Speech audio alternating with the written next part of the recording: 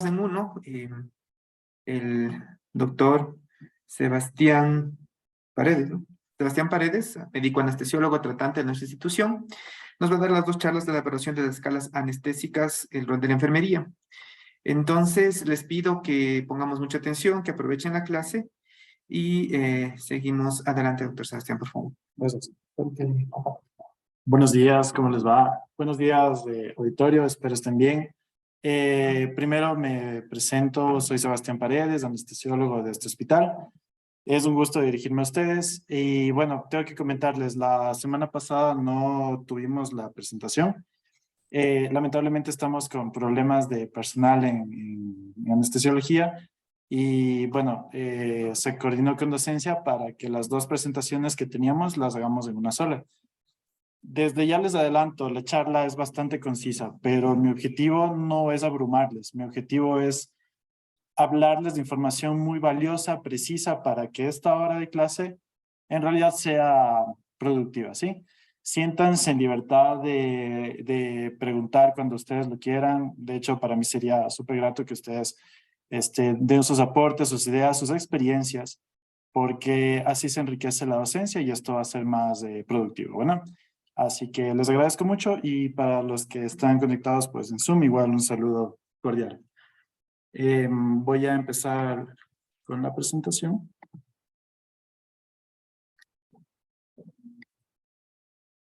Por favor, si en Zoom me confirman que se ven las diapositivas, les agradezco mucho.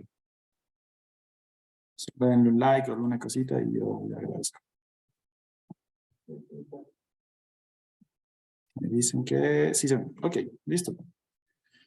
Bueno, hoy tenemos dos charlas. La primera es escalas de valoración para el paciente post-anestésico y la segunda es manejo de vía aérea difícil. Son temas que competen al área en la que yo trabajo como anestesiólogo, pero no solamente es trabajo nuestro. Y seguramente ustedes que han tenido experiencia, han tenido rotaciones en el área de emergencias o cuidados intensivos, se habrán dado cuenta que estas cosas se suelen usar con mucha frecuencia.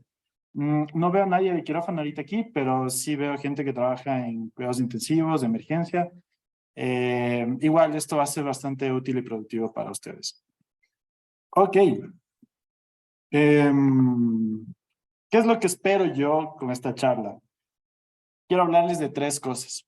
Y la primera tal vez va un poquito distante a lo que tenemos que discutir en realidad. Vamos a hablar de qué es el concepto de atención en salud a la defensiva. Y quiero que comentemos algunas situaciones que están dándose en el hospital o en otros lugares. Esta atención en salud a la defensiva y por qué es importante que vayamos discutiendo estas cosas.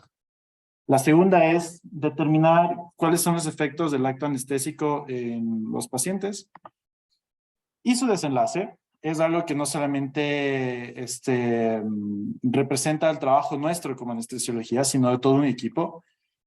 Y el tercero, tal vez más importante, y es aquí donde yo quiero que el mensaje quede muy claro, me gustaría que entendamos cómo podemos asistir en una situación potencialmente caótica y no hacerla más difícil de lo que en realidad ya es. Les voy a presentar dos casos. No han pasado en este hospital, pero han pasado en nuestro país. Entonces, pongan mucho cuidado. Esto lo obtuve de la página web de la Fiscalía General. Quiero que lean lo que dice, ¿sí? Porque no solamente se trata de lo que hacemos aquí en el hospital, sino de cómo está la salud en el país. Déjenme subirle un poquito esto para que no nos estorbe. Ok. Ya. Ok, entonces, bueno, esto pasó en Imbabura, en Ibarra, año 2015. No los voy a andar tanto en detalle, quiero que se fijen en los tres últimos párrafos, ¿sí? Es un niño que entró a una cirugía. La cirugía era una circuncisión. Nada del otro mundo, algo que se suele hacer con relativa frecuencia. Quiero que vean lo que dice. Una vez terminada la intervención quirúrgica, el médico cirujano comunicó a familiares de la víctima que la operación fue un éxito y que solo debían esperar a que el niño se recupere de la anestesia, hecho que nunca ocurrió. Además, los médicos se enfrentan ahora en juicio. Habrían colocado fórmula al cadáver del pequeño sin autorización de los padres. Es un niño, no sabemos exactamente la edad del niño, pero es un paciente que falleció. Ah, aquí está. 10 años, no me había fijado. Un niño de 10 años, toda una vida por delante, murió en un acto anestésico. ¿Qué pasó? No tenemos mayor detalle. Quiero que se fijen el tinte de la noticia y cómo está expresada, ¿cierto? Es como una actitud hostil, ¿se dan cuenta? Y en realidad el acto médico o el acto de atención en salud ahora se está volviendo eso. La gente ya no nos ve tanto como las personas en quienes pueden confiar un problema de salud y buscar una solución. Cuando ocurre un problema, cuando ocurre algún desenlace no previsto que puede pasar, la actitud en general es al ataque, es a buscar culpables, es a sancionar, ¿cierto? Ha pasado aquí en el hospital, seguramente ustedes se habrán dado cuenta también. En cosas pequeñitas, en vez de trabajar como un equipo, se trabaja como, no sé, una jauría de hienas buscando al culpable, ¿cierto? No quiero que suceda esto. Y el mensaje en esta charla va a ser dirigido a ese sentido. No ataquemos, busquemos cómo apoyar. ¿De acuerdo? Otro caso.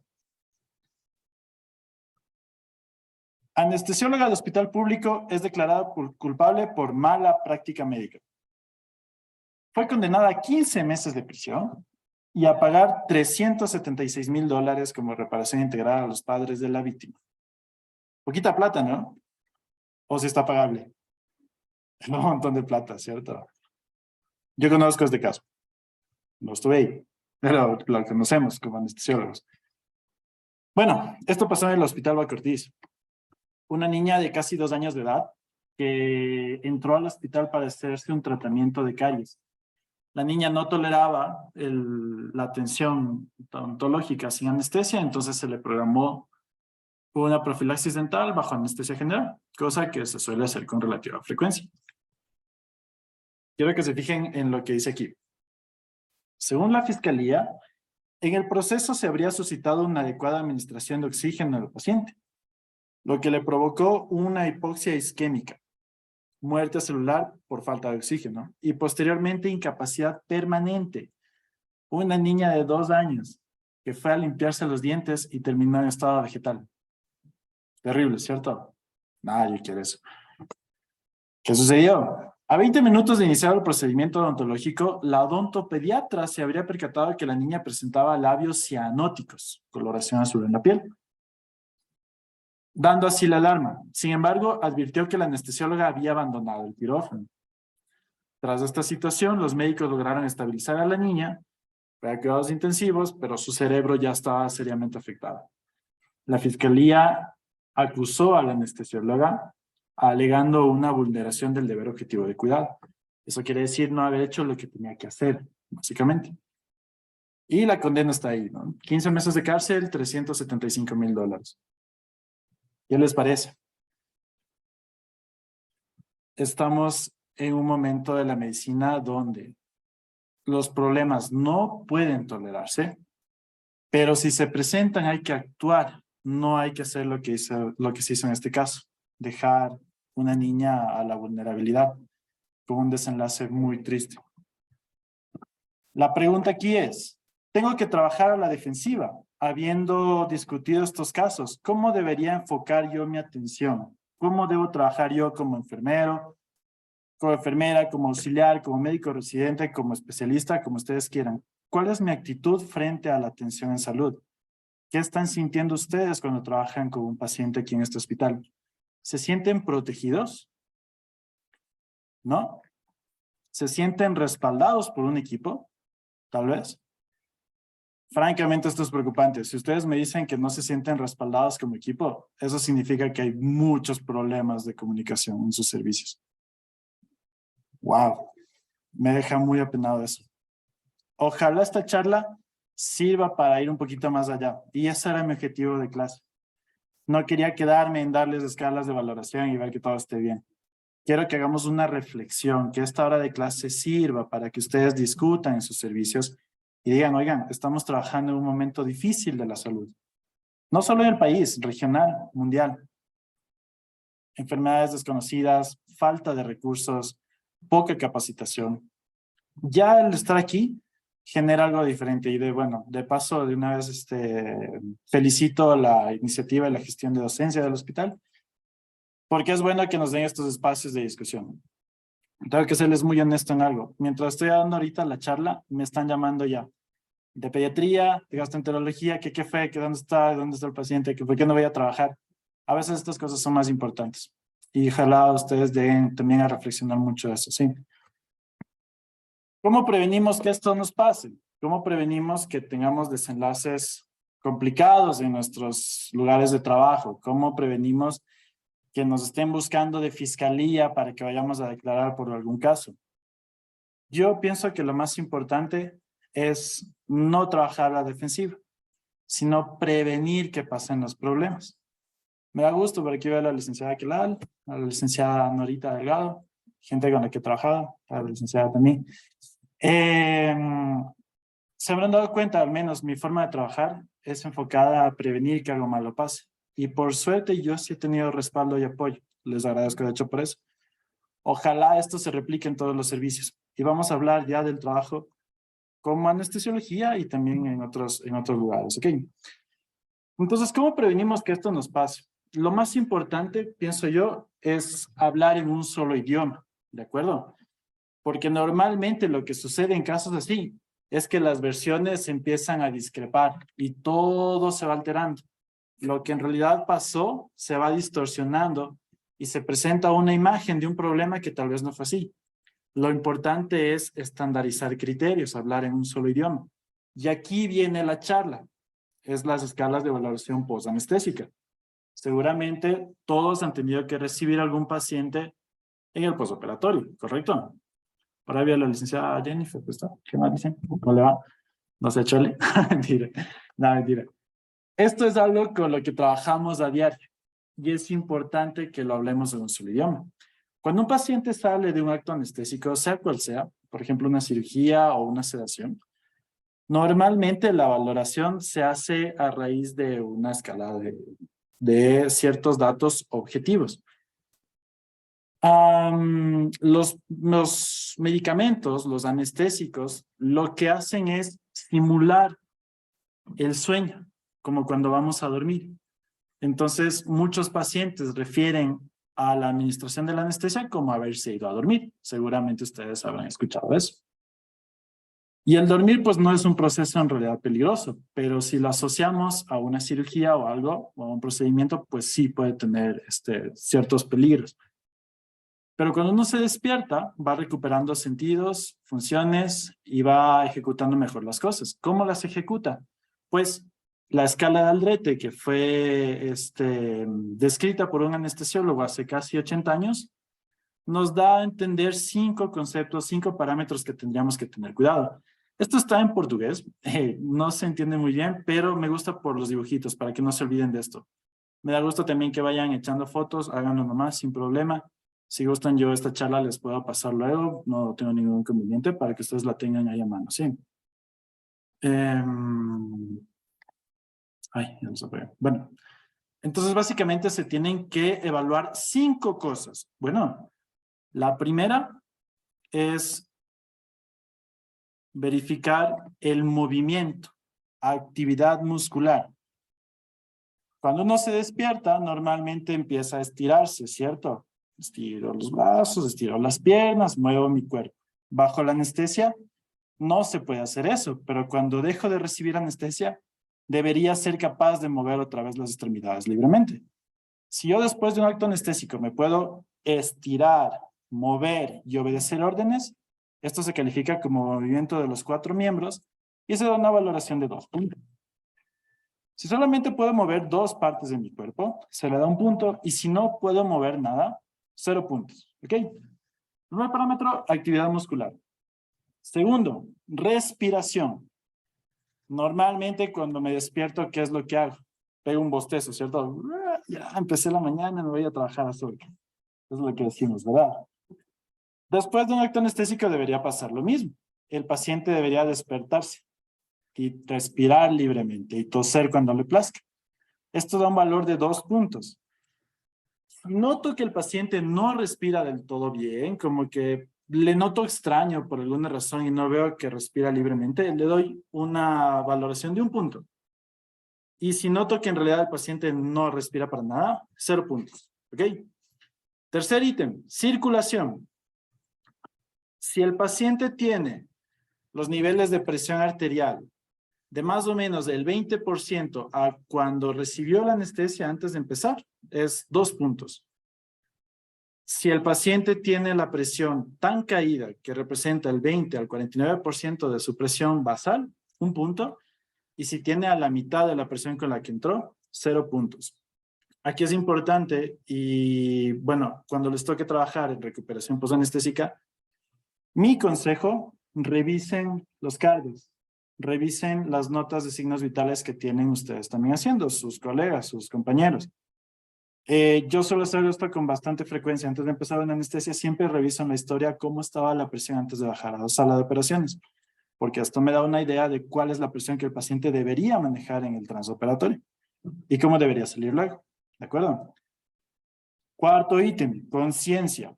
Si el paciente está lúcido, orientado en el tiempo y en el espacio, 2 puntos. Si el paciente está somnoliento, como veo algunas caras aquí, 1, 2, 3, la doctora, no, es la licenciada, duerme riquísimo ahí. 1 punto. Eso, de hecho, le echo su corazón. ¿Qué dice Bella? ¿Cómo le va? Aburrida está la charla, sí, yo sé, yo sé. Vamos a ponerle más ánimo a esto. Y si el paciente no me responde, no, ya todo se despertaba ya. Ya no veo a nadie así bien dormido. 0 puntos. Sí, échale su corazón. 2 puntos despiertos. 1 punto, como la gente aquí, y 0 puntos, no hay nada de actividad. ¿De acuerdo? Quinto, saturación de oxígeno. Aquí viene un mensaje implícito. Siempre tengan un oxímetro de pulso para valorar a un paciente que sale de la anestesia. ¿De acuerdo? Es imprescindible, no confíen solo en sus sentidos. Hay que tener algún dato objetivo y el saturador de oxígeno nos sirve para eso. Si el paciente satura más de 92 al aire ambiente, 2 puntos. Si el paciente necesita oxígeno para mantener la saturación por sobre el 90, 1 punto. Y si el paciente no sube del 90 a pesar de que está recibiendo oxígeno, 0 puntos. ¿De acuerdo? Esto van sumando. El valor máximo que podría tener un paciente es de 10 sobre 10, como la mayoría de gente aquí presente. Y el valor mínimo sería de 0, ¿cierto? Un paciente en cual la presión está muy caída, no respira, no responde, no se mueve, y la saturación está por debajo del 90. ¿Cómo debo interpretar esto? Ay, perdón. Si el paciente tiene más de 9 sobre 10, está bien, ¿de acuerdo? Carita de felicidad, como Chuck Norris aquí. Y no le hacemos relajo a nadie.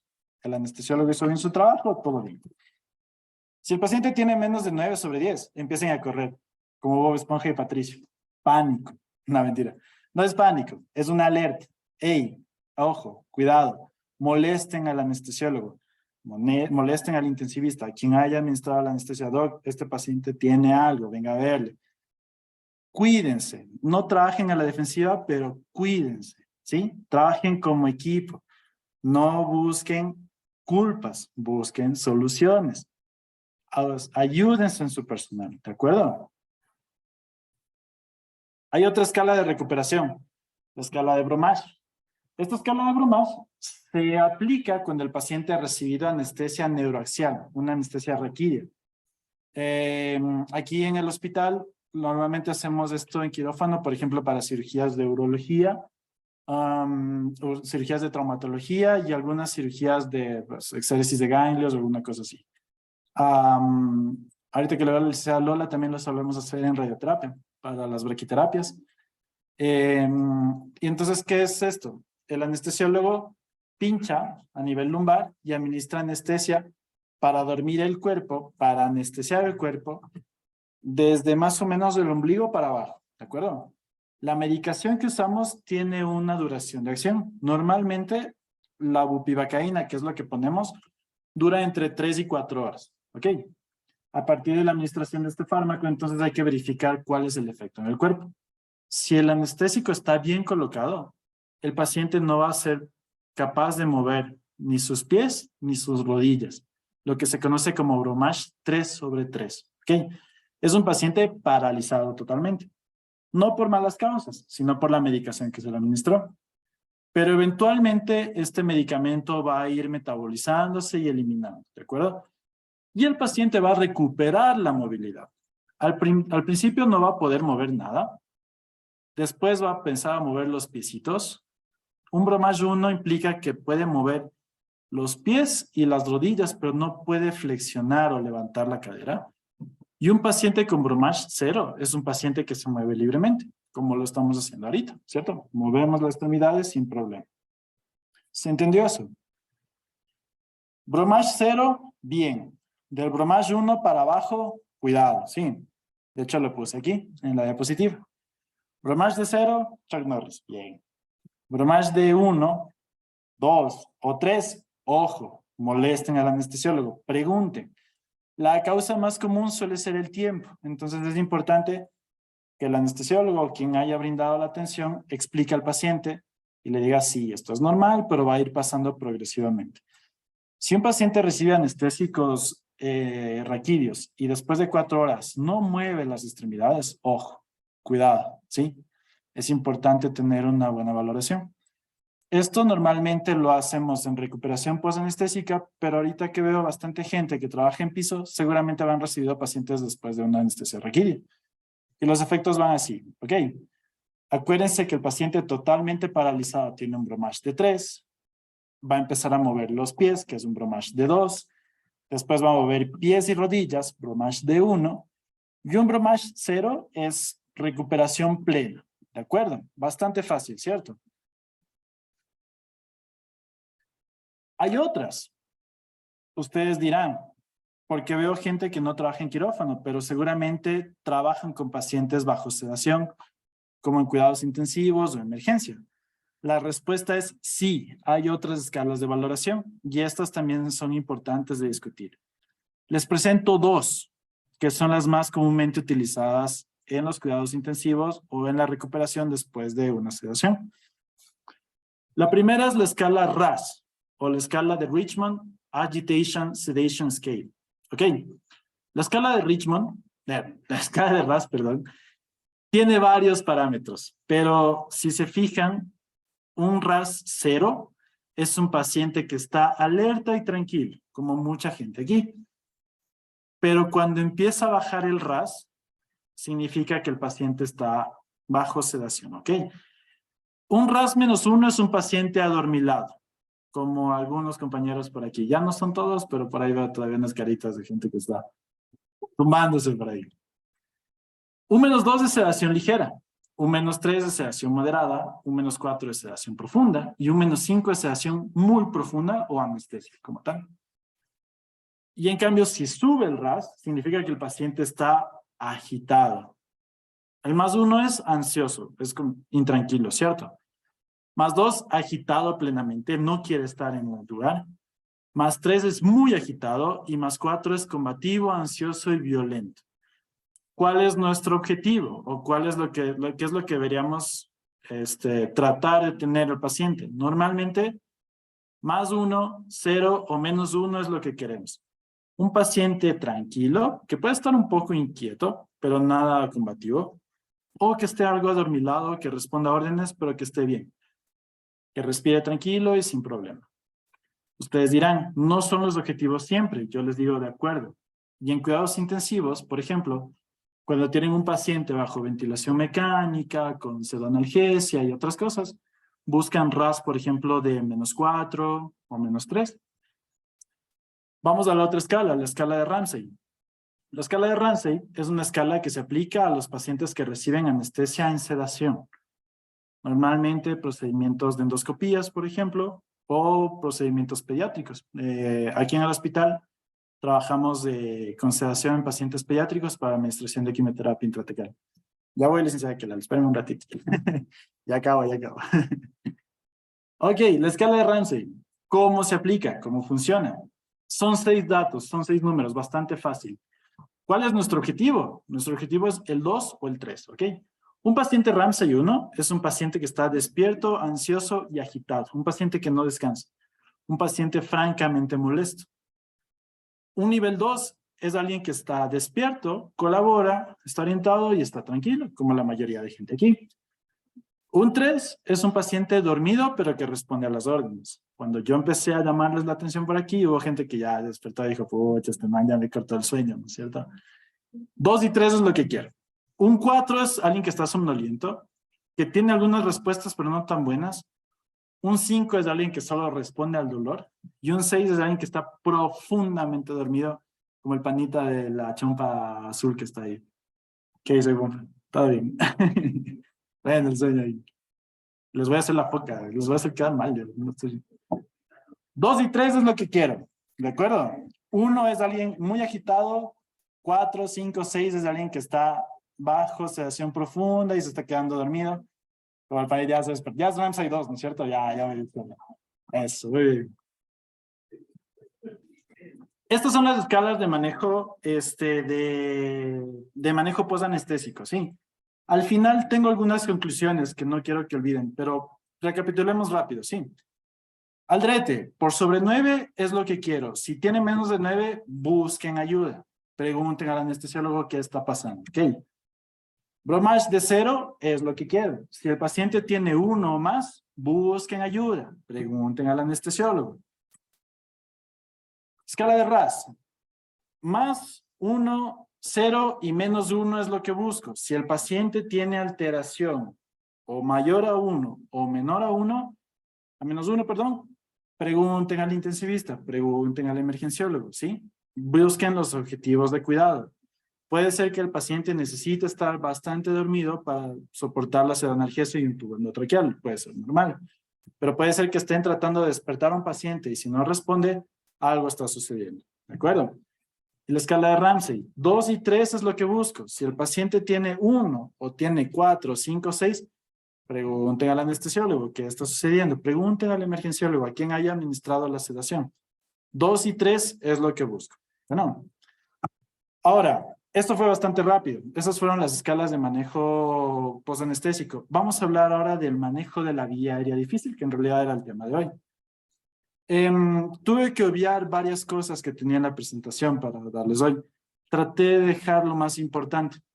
Y en el manejo de la vía aérea difícil, quiero que discutamos algunas cosas que suceden bajo este precepto. Primero, ¿quién se encarga de esto? ¿Quién determina qué es una vía aérea difícil? ¿Qué es una vía aérea difícil? Es lo que ustedes estarán preguntando. Una vía aérea difícil es un paciente en el cual se prevé que va a haber problemas o para ventilar o para intubar. No solamente aplica al quirófano, también aplica, por ejemplo, para sedaciones, aplica en el área de cuidados intensivos y en el área de emergencias. Seguramente ustedes habrán tenido contacto con gente en quien se debe intubar en algún momento y ya ven medio incómodo, medio inquieto al emergenciólogo o al intensivista porque parece que no va a ser tan fácil, ¿cierto? Eso es una vía aérea difícil. ¿Quién se encarga de esto entonces? El profesional de la salud que debe atender. Normalmente, los que tenemos que atender esto somos los anestesiólogos. Y nos ven así. Unos manes ahí hechos los ricos que estamos en el hospital, no está haciendo alguna cosa así. Nosotros nos dedicamos a trabajar y a dormir gente a la vez. Es para lo que nos pagan. Es lo que hacemos los anestesiólogos. Y normalmente estamos así, relajados, medios validos, medios, no sé, como que, todo bien, ¿no es cierto? Pero, si ustedes ven al anestesiólogo así, hijo de pucha, perdón la palabra, no fue tan mal. Cuidado, ojo, algo está pasando. No está bien. Si ustedes ven un anestesiólogo intranquilo, cuidadito. Y ayuden, ¿sí? No le dejen solo. Algo está sucediendo, ¿sí? Ya me está llamando mi jefe ahorita. Qué pena, me da mucha pena no tener una charla tan tranquila. Pero bueno, voy a tratar de acelerar un poquito la exposición, ¿sí?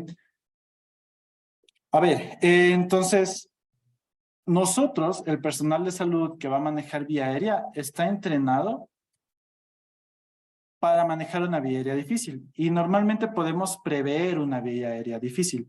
Me da pena no darles los detalles. Esto es un algoritmo de manejo muy bonito. Normalmente nos indica qué es lo que tenemos que hacer. Pero hay vías aéreas en las cuales no preveemos que sea difícil y tenemos problemas. Ahorita llegó el posgradista de anestesia. Sergey, ¿qué dice, amigo? ¿Cómo vas?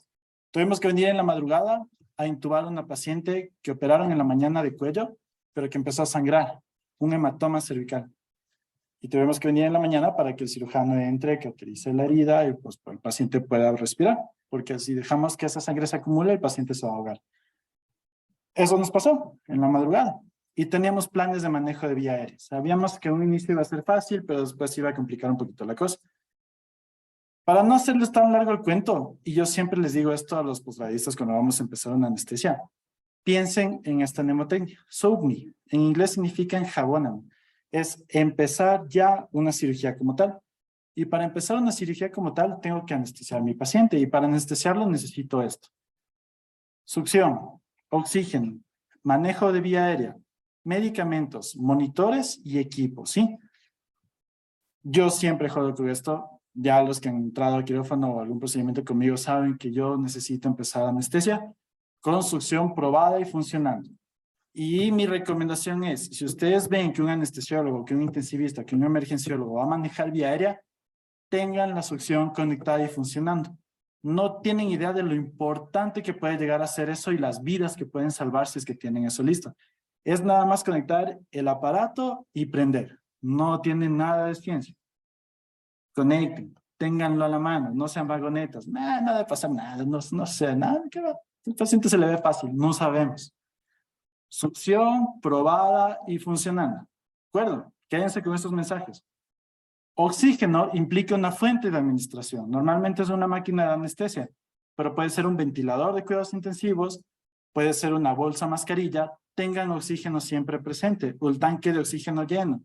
Verificar que el flujómetro esté bien conectado, ¿sí? Fuente de oxígeno bien, acorde a lo que se necesita, ¿ya?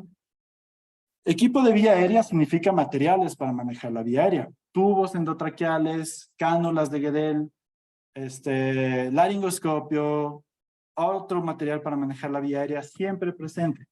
Normalmente lo que suele pasar, o bueno, la gente que no está entrenada, es que no tienen a la mano las cosas y cuando se necesita, ¿dónde está la cánula de Guedel? Chuta, recién va a ir a buscar, no encuentran la llave, se ha llevado al auxiliar, se ha ido a comprar pan, puede pasar lo que sea. Siempre tengan listo todo, al menos un tubo endotraqueal, una cánula orofaringe acorde y un material para manejar vía aérea. Bueno, medicamentos que se necesitan para sedar a un paciente y poder intubar, por ejemplo, propofol, fentanilo, lo que les pida el personal que vaya a atender eso. Siempre tengan medicación, ¿sí? No digan, no, nada de necesitar o no tenemos, busquen, siempre hay, siempre hay.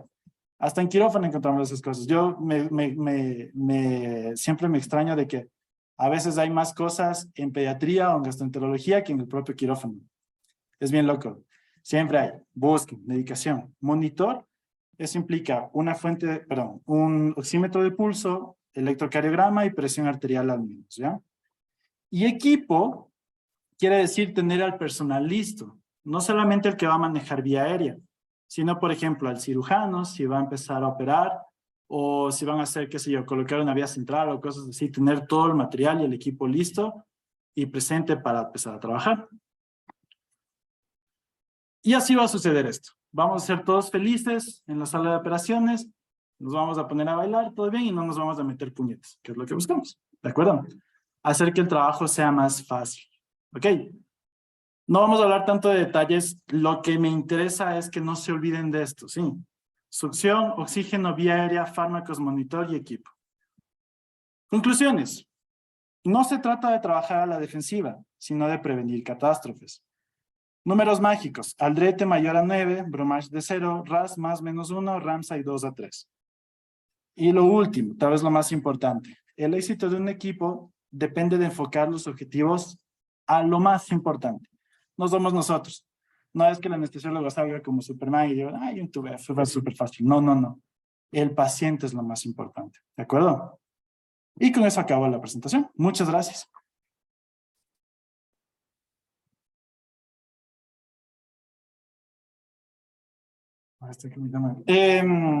Chicos, no sé si alguien tenga alguna pregunta, algo para discutir rápidamente. Me da mucha pena no quedarme, están que me hiciste en quirófano, algo está pasando, entonces yo creo que voy a tener que volar. Pero pues cualquier cosa, las órdenes, me pueden buscar en quirófano, para eso suelo estar. Y les agradezco mucho su atención. Perdonen el bullying un poquito, yo no soy malo, solo soy medio jodón. Y espero que hayan sido minutos productivos, ¿sí? Por lo demás, pues les agradezco mucho. Le agradecemos al doctor Sebastián Paredes, gracias a ustedes por su presencia y nos vemos la siguiente semana en la próxima charla programada. Hasta luego. Esperen, ¿va a tener algo, licenciado Balseca? Ah, ya, vamos a seguir protocolos. Listo, entonces gracias y permanezcan en la sala.